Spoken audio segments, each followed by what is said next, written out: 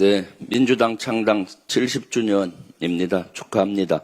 민주당 정신을 이어받아서 이재명 정부 성공을 꼭 견인하겠습니다.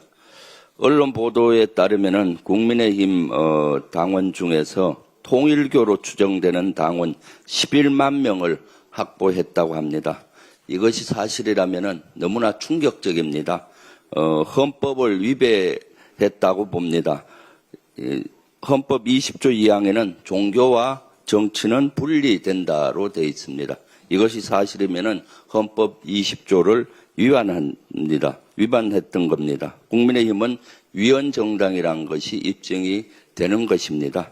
이것을 입증이 된다면은 국민의힘은 해산해야 된다고 생각을 합니다.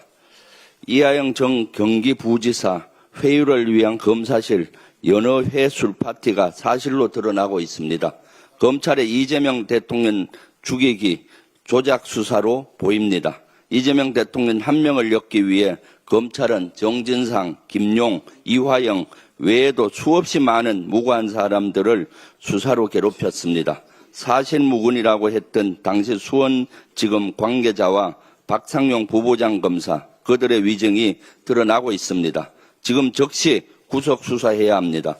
당시 법무부 장관이었던 한동훈, 박성재의 불법적 수사 지휘는 없었는지 수사도 필요합니다. 검찰개혁은 제도개혁으로 끝내서는 안 됩니다. 범죄를 자행해온 정치검찰에 대한 인적 청산이 진정한 검찰개혁의 완수입니다. 오늘은 9.19 군사합의 체결의 날입니다. 9.19 군사합의 복원은 한반도 평화의 안전핀입니다. 이재명 정부가 다시 복원해야 합니다.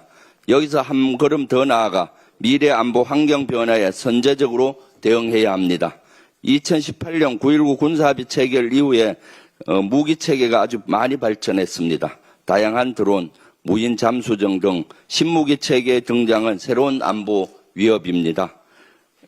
이들을 포함한 새로운 9.19 군사합의, 뉴 9.19 군사합의를 추진해야 된다고 생각합니다.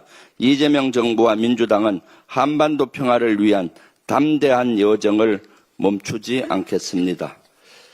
국민의 생명을 지키기 위해 목숨을 건 소방관을 비롯한 경찰과 군인, 수많은 제복 공무원에 대해 국가는 기꺼이 대우해야 합니다.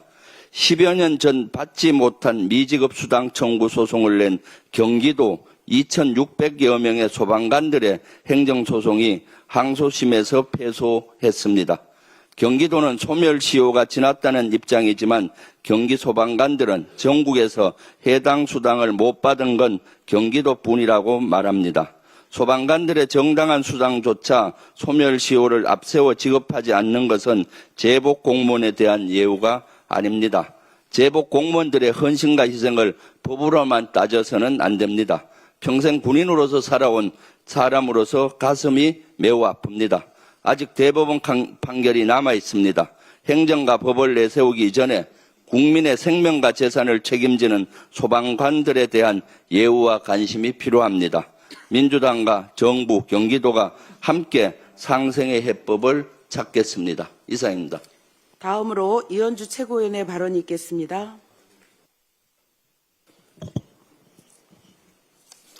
네, 통일교 교인으로 간주되는 12만 명의 국민의힘 당원 명단을 김건희 특검이 확보하였다고 하는데요. 21년 국민의힘 대선 경선 당시 윤석열에게 투표한 권리당원의 숫자가 약 21만 명이었다는 점을 고려하면 그 절반을 훨씬 넘는 숫자입니다. 이 행위는 헌법 20조 정교 분리 원칙에 위반되고 관련된 법률 위반이 있을 걸로 판단이 됩니다. 한마디로 사상 초유의 헌법 유린 정교유착 국정농단 사건이라고 할 수 있겠습니다.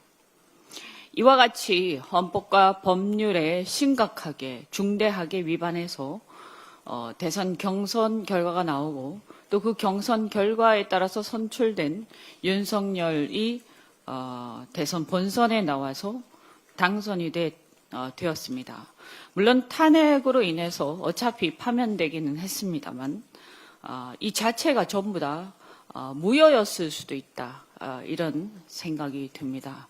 이런 천인공노할 짓을 했다라는 것에 대해서 국민들을 우롱하고 대한민국의 시간을 수년째 낭비시킨 이 행동들에 대해서 일벌백계 해야 된다. 다시는 특정 종교의 정치 개입이 일어나지 않고 이렇게 대한민국의 큰 선거, 대선을 교란시키는 행위, 그래서 국민들의 의사결정에 개입하는 이런 행위가 결코 일어나서는 안 됩니다.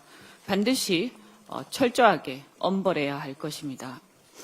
어제 18일 롯데카드 경영진이 개인정보 유출에 대해서 대국민 사과를 했는데요. 297만 명 가량의 개인정보가 유출되고 그중에서 28만 명은 카드 결제의 핵심 정보까지 유출되었다고 합니다. 심지어 해킹을 당하고도 무려 17일간 모르고 있었습니다. 최근에 민간과 공공기관을 불문하고 보안 사고가 연이어 발생하고 있습니다. 지난 4월부터 SK텔레콤, KT 등 벌써 몇 번째입니까? 연이은 해킹 사고로 국민의 불안이 굉장히 커지고 있는데 정보 유출이 금융 사기와 같은 2차, 3차 피해로 이어질 수 있기 때문에 이 피해를 추산하기가 힘듭니다. 이 책임은 무엇보다도 롯데카드 경영진에게 있습니다. 정보 유출 사실도 뒤늦게 확인한 데다가 유출 규모조차 제대로 파악하지 못했습니다.